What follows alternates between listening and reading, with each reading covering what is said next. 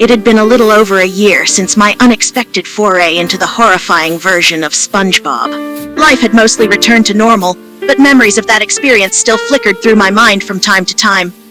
Today, I was lounging in my pirate-themed cove, the dimly lit room exuding a sense of rugged comfort. Soft music played in the background, adding to the soothing ambiance of the nightclub. I reached into a bag of gold chocolate coins, my favorite sweet snack, and popped one into my mouth. The familiar sweetness coated my tongue, the taste a small indulgence, and a reminder of my love for all things pirate-themed. I leaned back, closing my eyes for a moment, feeling the calm and relaxed atmosphere of the club.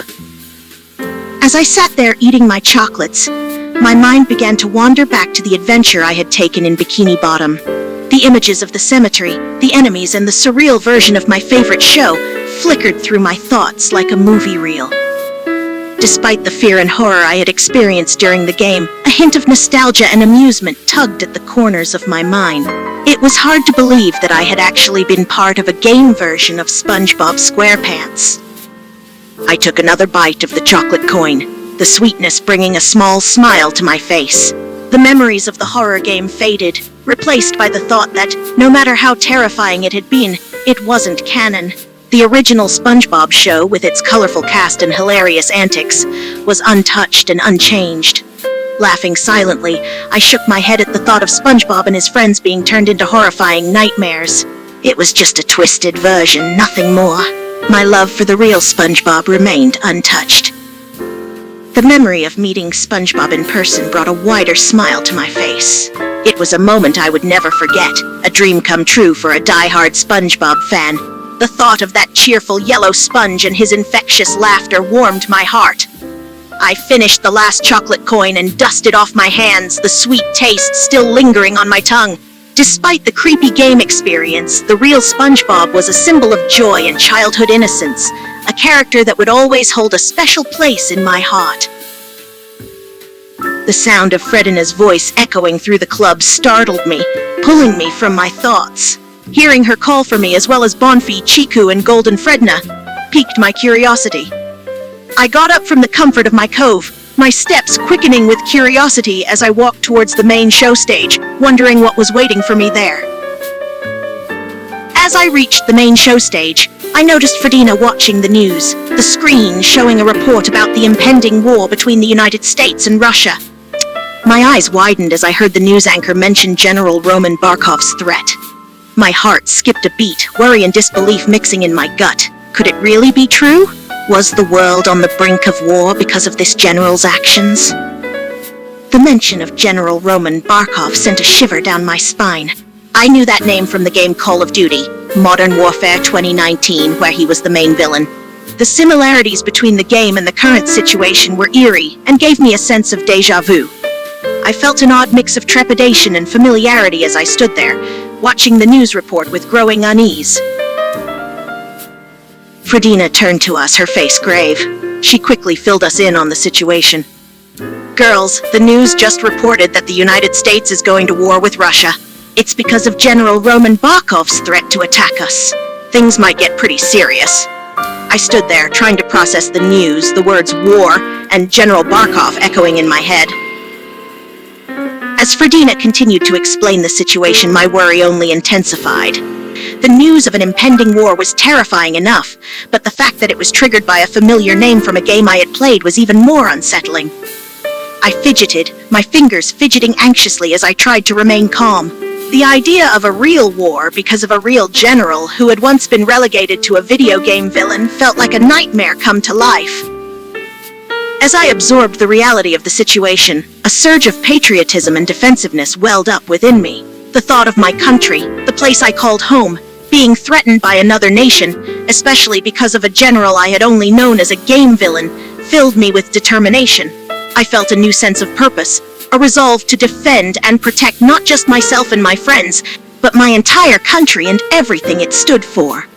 The anger bubbled up inside me, fueled by the knowledge that the land I called home, the land of the free and the home of the brave, was being threatened by a distant enemy.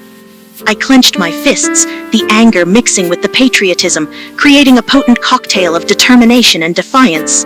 I would not stand idly by while my country was under attack. Fredina informed us that our friend Marie and her husband, Ghost Meowsles, had enlisted in the U.S. military to help defend the nation. As Fredina shared the news, a mixture of emotions washed over me. Pride for our friend's brave and honorable decision, worry for their safety in the midst of an impending war, and a renewed sense of unity and solidarity within our friend group.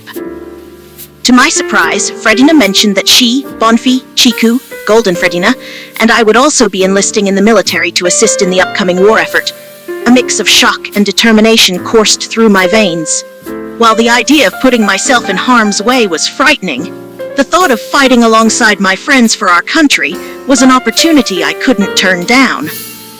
Despite the fear and anxiety about what lay ahead, a sense of excitement and duty welled up within me. Joining the military alongside my friends and fighting for my country filled me with a sense of pride and purpose. The patriotic fire in my heart burned even brighter, igniting my resolve to protect and defend my homeland with every ounce of my strength. We quickly prepared ourselves, gathering what we could carry, and readying ourselves for the journey ahead. The atmosphere was filled with a mix of determination, courage, and a hint of trepidation.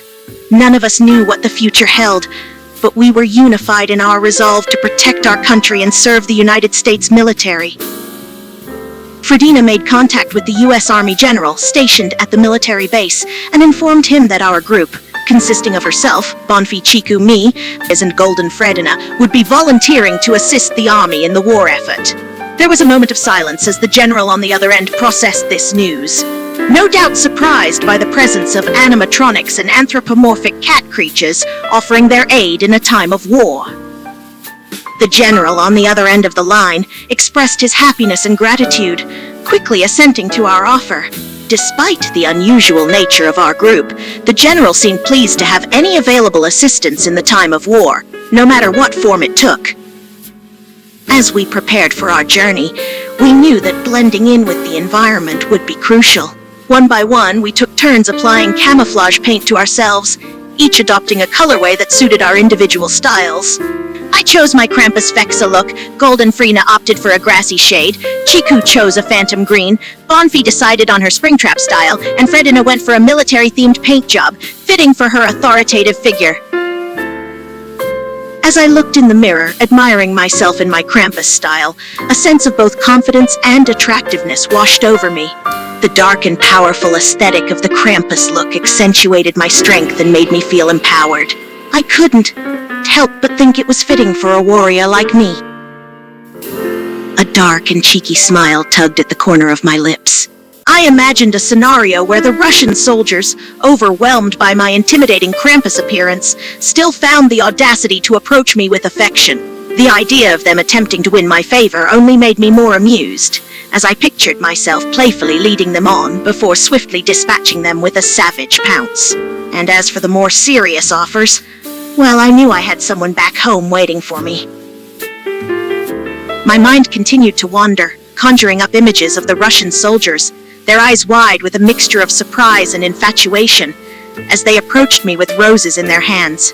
I could almost hear them stuttering out their requests, pleading with me to go on a date, to be their girlfriend, or even to marry them. I chuckled silently, amused by the absurd idea that the sight of a demonic Krampus persona could spark such romantic notions. My grin widened as I pictured the scene unfolding in my head. The Russian soldiers, thoroughly flustered by the sight of a beautiful yet terrifying demonic Krampus, would be caught completely off guard. Their minds preoccupied with the idea of romance, they wouldn't notice me pouncing on them until it was too late. The thought of their surprise and fear only fueled my thrill and excitement. It was almost too easy to take advantage of their distraction. A sinister laugh escaped my lips, echoing in the room. The image of the foolish Russian soldiers falling prey to my tricks was all too entertaining. Their romantic notions and naive trust in my demonic Krampus guise would be their downfall. It was almost too amusing to imagine their shock and terror as I pounced on them. A wicked sense of pleasure washed over me as I reveled in the power that came with being both charming and deadly. With our preparations complete, we set out on our journey to the military base. We trudged through the terrain, our hearts filled with a mix of determination, excitement, and a tinge of nerves. The reality of the situation was beginning to sink in, but we knew we had each other for support. The military base loomed closer in the distance. As we arrived at the military base, the structure stood before us in all its imposing grandeur. Armed soldiers patrolled the perimeter, and the atmosphere was filled with a palpable sense of tension. We knew we were now fully immersed in a world of discipline, danger, and duty. We all disembarked from the vehicle, our eyes roaming over the base and the military personnel around us. We made our way to the storage area of the base, our steps echoing on the concrete ground. As we entered, the sight of the rows of weapons and ammunition filled the room. My eyes quickly scanned the collection, and my hands found themselves drawn to two particular firearms, a light machine gun and an assault rifle. I picked them up, feeling their familiar weight in my hands. They were my favorites, and I knew they would serve me well in the heat of battle. I loaded them up, the familiar motions coming naturally to me. With our weapons in hand, we prepared to board the military jet that would take us to our destination. We stood in front of the aircraft, the sound of its engines reverberating through the air. We cast one final glance at each other, a silent moment of camaraderie and support. Then, we climbed on board the jet, each of us finding a seat and belting ourselves in for the journey ahead. A smile tugged at the corners of my lips as I reflected on our mission to assist in the war effort. The thought of defending my homeland filled my heart with patriotism and determination. And fighting alongside my friends Fredina, Bonfi, Chiku, and Golden Fredina only heightened my spirits. The absence of Marie and Ghost Meowscles was felt, but the knowledge that they were already in the battlefield inspired me even more. The military jet soared through the air, its engines propelling us across the Atlantic Ocean. The journey seemed surreal, as the reality of heading into a war zone became all the more real. I could see the vast expanse of the ocean below us as we continued our long flight towards Russian territory. The hours ticked by as we flew over the Atlantic, our destination slowly drawing closer. The jet's engines hummed steadily, the only sound other than the occasional chatter among the group breaking the monotony. The vastness of the ocean gradually gave way to land, signaling our entry into Russian airspace. As the jet made its descent, the tarmac below us came into view. We braced ourselves, aware that we were now deep within the heart of the war zone. The sound of the jet's engines echoed as we touched down, the wheels of the aircraft making contact with the ground. The door opened, and the sound of distant explosions and gunfire filled our ears. We sprang into action as soon as we stepped off the jet.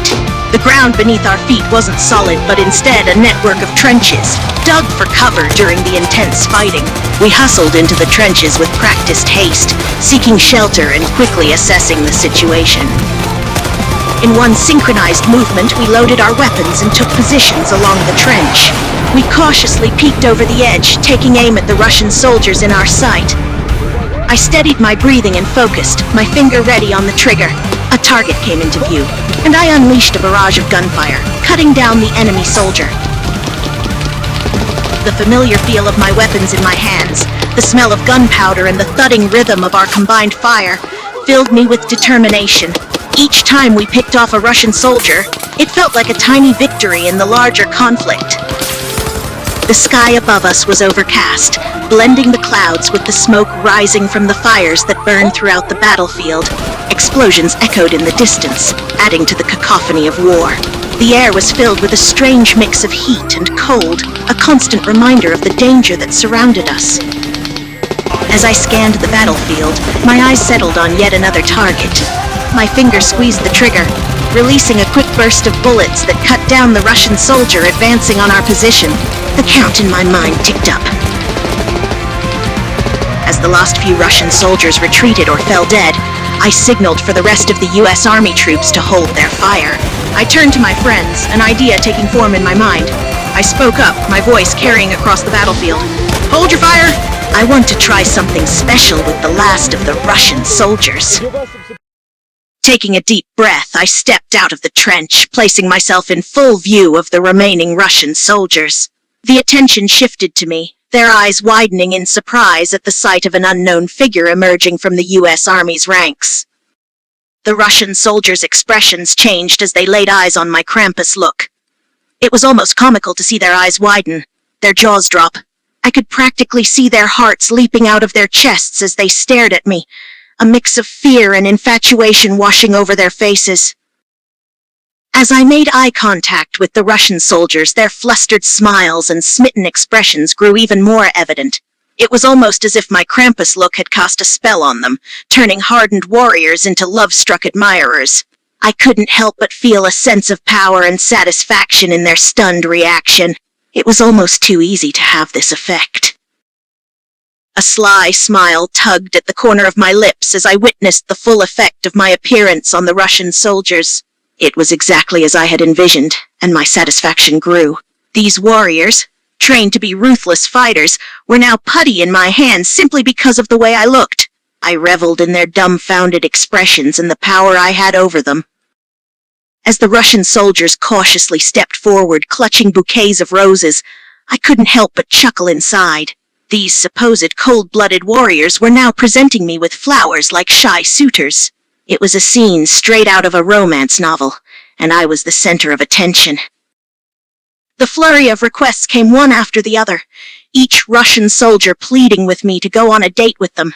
It was almost comical, seeing these warriors reduced to hopeful romantics. I kept up the act, pretending to consider their proposals, all the while feeling a touch of satisfaction at how easily they had fallen for my trap. I played along perfectly, each soldier's hopeful expression turning to ecstasy as I kissed them on the lips and hugged them. Their excitement grew with every gesture, completely enamored by my apparent affection. It was almost too easy to manipulate them. The trap was working flawlessly. With the soldiers completely enchanted by my charms and their guard lowered, I decided it was time to reveal my true intentions. Without warning, I sprung into action. My smile turned sinister as I pounced on them, my demonic strength bringing them down to the ground. They struggled, confused and terrified. As the Russian soldiers lay on the ground, surprised and disarmed, I let out an evil laugh. Their stunned expressions were a sight to behold, a mix of confusion and terror as they realized they had fallen right into my trap. "You thought a few roses and sweet words would win me over?" I taunted, reveling in my victory. "You underestimated me greatly." I looked down at the soldiers, their expressions a mix of disappointment and defeat. I leaned closer, a cocky smile on my face. "You really thought I would be interested in any of you? That I'd be your girlfriend or date you?" I sneered, enjoying the feeling of power. "You're all fools for thinking you had a chance with me. I'll never be either your girlfriend or your date. You're not worthy of me." I looked at the soldiers with a mix of disdain and satisfaction, gloating over their defeat. "You think you could win me over, but I already have a husband. I'm married to Gohan from Dragon Ball Z, and he's 10 times the man any of you will ever be." My gaze narrowed, my voice hardening. "And as for your crimes, rest assured that you will pay dearly for them." As I finished speaking, I let my demonic nature take over, releasing the full extent of my wrath. The soldiers, who moments before had been so smitten, now lay before me as nothing but bones, their lives taken by my vengeful hand. A sense of satisfaction washed over me as I surveyed the aftermath. Finally, with my hunger satisfied, I let out a loud burp, releasing the excess gas from my stomach. The satisfying feeling of victory and fullness washed over me, a fitting end to the intense battle and my demonic feast. I continued to feel satisfied, picking some small scraps of meat from between my teeth using a bone from one of the slain soldiers. The feeling of victory and the physical act of cleaning my teeth brought a sense of closure to the intense battle. The U.S. Army and my friends Fredina, Bonfi, Chiku, and Golden Fredina let out cheers and laughs as they witnessed my demonstration of strength. Their applause and praise filled me with a sense of pride and accomplishment. I smirked at their excitement, basking in the recognition of my victory against the Russian soldiers. With our mission complete, we gathered our weapons and loaded aboard the army trucks to head to the main base, where Barkov was waiting. The mood among us was one of triumph and excitement. We chatted and laughed as the convoy rumbled through the ravaged battlefield towards the main base. As we rode in the truck, my friends Fredina, Bonfi, Chiku, and Golden Fredina couldn't stop talking and laughing about the way I had dealt with those Russian soldiers. They teased me about the soldiers' attempt to woo me with flowers and their pathetic attempts to ask me out on a date. We all agreed that the soldiers had been utterly foolish. I couldn't help but smile and join in on the fun. Chiku let out another burst of laughter, finding extra hilarity in my choice to target the soldiers' manhoods first during my initial attack. You really taught them a lesson, Fexa! Attacking their man parts first? That's just perfect, she managed to say between giggles. I couldn't help but laugh along with Chiku at her comment. The memory of the soldiers' surprised and pained expressions as I targeted their most sensitive area was still fresh in my mind, and I was amused by the fact that Chiku had pointed it out. Hey, yeah, they really weren't expecting that, were they? I chuckled. Bonfi chimed in, her laughter continuing as she thought about the soldiers' misguided attempts to woo me. It was hysterical how those soldiers thought they had a chance with you just because of your Krampus style. I mean, they actually tried to ask you out on dates and even propose marriage. It's like they completely forgot that you're already married to Gohan. Bonfi giggled even more at the thought. Oh, and don't forget about that one soldier who thought he had a shot with you by asking you out to dinner. She imitated a pleading voice. Please, go out on a date with me. I'll take you to the nicest restaurant in town. Blah, blah, blah. She couldn't help but let out another laugh, shaking her head at the absurdity of it all. Bonfi nearly lost her breath from laughing so hard at that point. She had to stop and take a deep breath before continuing, her face flushed from the laughter. Oh my God! And then there was that one soldier who said he was so turned on by your Krampus style that he asked you to go home with him and have sexy bedroom time. She was laughing uncontrollably now, tears streaming down her face. I chuckled along with Bonfi, amused at the memory of the fifth soldier's particularly outrageous request. Yeah, that fifth soldier was really something else. I mean, asking me to go home and have a sexy bedroom time with him, all because he was turned on by my Krampus style? I shook my head, amused. That guy had some serious guts, I'll give him that. As we arrived at the main Russian base, chaos reigned. The sounds of explosions and gunfire filled the air, and the sight of U.S. Army soldiers battling against the Russian troops was an intense one. But in the midst of it all, my eyes locked on a familiar sight, Marie and Ghost Meowscles fighting among the group, their determination unwavering. Seeing our friends in the thick of the battle ignited a spark within me. The sight of Marie and Ghost Meowscles fighting alongside the other U.S. Army soldiers made me feel even more determined to end this conflict. I clenched my fists, ready to join the fray. As we joined the group of Army soldiers, the intensity of the battle heightened. Bullets flew, and the air was filled with the sound of gunfire. I raised my own weapon, aiming at the Russian soldiers and firing with precision. My friends and I worked together, our shots flying true and taking down our targets. Amidst the chaos, Marie and Ghost Meowscles spotted us and waved, acknowledging our arrival. Despite the danger and the heat of the battle, a flicker of relief crossed their faces as they saw us join the fight. I couldn't help but feel a sense of camaraderie and determination as I caught sight of Marie and Ghost Meowscles waving at us. It was a small moment of connection in the midst of the chaos, but it fueled my resolve even further. We were all in this together, fighting for a common goal. As we continued the assault, the groups worked together to raid the base. Coordinating our movements and clearing each room with precision, we slowly but surely made our way deeper into the stronghold. We finally reached the building where Barkov's office was located. I watched as Marie and Ghost Meowscles boldly entered the room, their determination evident in their every step. We waited anxiously outside the door, ready to provide backup if needed. For a few tense moments, we waited outside the room, listening intently. Then we heard Marie's enraged shout, followed by the sound of a gunshot. The sudden silence that followed was broken by the sound of Barkov's lifeless body flopping to the ground with a loud and almost comical thump. As Marie and Ghost Meowscles walked back out, the room erupted in applause and cheers. The success of the mission and the end of Barkov's reign was a cause for celebration, and we all let out cheers and praises for their efforts. It was a moment of triumph and relief, and I couldn't help but feel proud of our combined accomplishment. As the celebrations settled down and the adrenaline from the battle started to wear off, we all loaded back onto the military trucks. The feeling of relief was palpable as we settled into our seats, tired but victorious. As we settled into the truck, the mood was light-hearted, with everyone talking about what Marie and Ghost Meowscles had just done. I couldn't help but feel a mix of admiration and awe at the way they had taken down Bartkov. Fredina and Bonfi, in particular, had lots of questions and seemed very impressed. We arrived back at the trenches, where several military jets were waiting, engines roaring and ready to take us back to the United States. The relief and exhaustion from the battle settled over us as we approached the aircraft, ready to begin the journey home.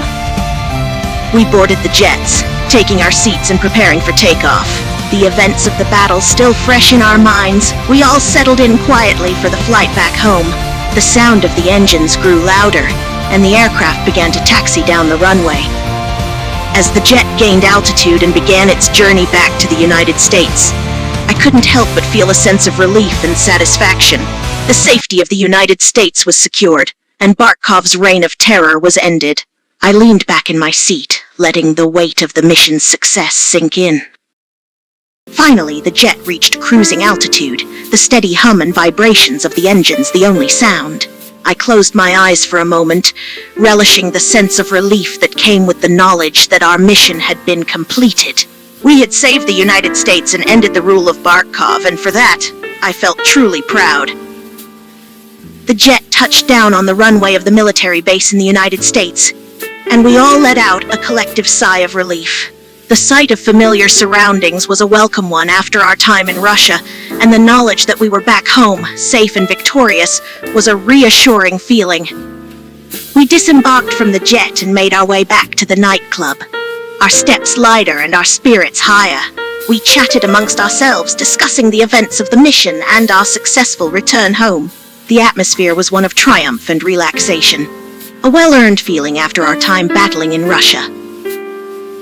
As we stepped back into the nightclub, Fredina turned to us all with a smile on her face. "You guys did a fantastic job out there. I'm so proud of all of you," she said. "And as a way to celebrate our success, I thought we could have a pizza barbecue tomorrow. What do you all think?" I couldn't help but smile at Fredina's suggestion. A pizza barbecue sounded like the perfect way to unwind and celebrate our victory. "Sounds like a great idea, Fredina," I replied. "I could definitely go for some pizza after everything we've been through." With the excitement and adrenaline finally starting to subside, I decided to head home. Before leaving, I quickly went to the bathroom to clean off the Krampus-style paint from my face and body. It had served me well in the battle against Bartkov's soldiers, but now I was ready to return to my normal appearance. Once the paint was washed away, I looked at myself in the mirror, seeing my usual self once again. The transformation always took some time to get used to, but it felt good to be back to normal. With a satisfied smile, I left the bathroom and headed home, ready for some much-needed rest. I climbed into my car and started the engine, savoring the familiar sound and feel of the vehicle. I buckled my seatbelt and put the car in gear, making my way out of the parking lot and onto the road. The drive home was a comfortable one, with the city lights illuminating the night sky and the familiar surroundings serving as a reminder that I was finally back in my home country. I pulled into the driveway of my house, the familiar side of my home bringing a sense of comfort and safety. I turned off the engine and stepped out of the car, locking it as I made my way up the path towards the front door. As I walked through the front door, I was greeted by the sound of applause. Gohan was sitting on the couch, a proud smile on his face. "There she is, my fearless warrior," he said, clapping his hands. With a smile, I walked over to Gohan, feeling the exhaustion of the day's events settle in my body. I leaned into him, seeking comfort and reassurance from his embrace. Gohan wrapped his arms around me, pulling me close. He planted a gentle kiss on the top of my head before speaking softly. "You did it, Fexa. You saved the United States and sent Bartkov packing. I couldn't be prouder of you." I nuzzled into Gohan's chest, feeling the steady beat of his heart against my ear. His words filled me with a sense of accomplishment and relief. I couldn't have done it without the help of my friends, I replied, my voice muffled slightly by his shirt. Gohan chuckled warmly, his chest rumbling with the sound. Maybe so, but you were the one who led the charge, sweetheart. You're the most badass fighter I've ever known. I couldn't help but smile at Gohan's praise, feeling a mix of love and pride at his words. I pulled back slightly so I could look up at him, meeting his gaze. I wouldn't have made it through without you waiting for me at home, though. You're my rock, Gohan. Gohan's eyes softened as he looked down at me, reaching up to brush a strand of hair behind my ear. I'll always be here for you, no matter what, he said, his voice gentle and full of devotion. You're my world, Fexa. My heart swelled with emotions at his words, and I reached up to cup his face in my hands. I pulled him down into a slow, passionate kiss, pouring all my love and gratitude into the moment. After the kiss, Gohan and I made our way to the bedroom, eager to get some rest after the long and eventful day. As we settled into bed, I snuggled up against Gohan's side, feeling the warmth and comfort of his body next to mine. I cuddled into Gohan's chest, feeling the steady rise and fall of his breath and the comforting warmth of his body. The exhaustion of the day finally caught up with me, and I felt my eyelids grow heavy as I rested my head on his shoulder. As I drifted off to sleep, I felt Gohan's arms wrap tighter around me, pulling me closer to him. The feeling of safety and security washed over me, and I knew that I would sleep soundly in his embrace.